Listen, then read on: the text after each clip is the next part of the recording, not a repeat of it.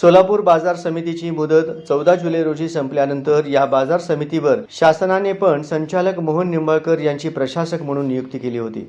परंतु आता या बाजार समितीवर अशासकीय प्रशासक मंडळ नियुक्त करण्याचा निर्णय पणन विभागाने घेतलाय। सोलापूर कृषी उत्पन्न बाजार समितीवर मुख्यमंत्री एकनाथ शिंदे यांच्या शिवसेना पक्षाचे जिल्हा प्रमुख अमोल शिंदे यांचीही अशासकीय प्रशासक मंडळाचे सदस्य म्हणून नियुक्ती करण्यात आली आहे। काही वेळापूर्वीच जिल्हा प्रमुख मनीष काळजे यांची अशासकीय प्रशासक मंडळ सदस्य म्हणून नियुक्ती झाली होती। त्यानंतर थोड्या वेळातच अमोल शिंदे यांचीही बाजार समितीवर अशासकीय प्रशासक मंडळ सदस्य म्हणून नियुक्ती झाल्याचे पत्र निघाले। सोलापुरात पंढरपूरच्या आषाढी वारी निमित्त मुख्यमंत्री एकनाथ शिंदे यांचा दौरा झाला। त्यावेळी अमोल शिंदे यांना या दौऱ्यात व्हीआयपी ट्रीटमेंट मिळाल्याचे पाहायला मिळाले।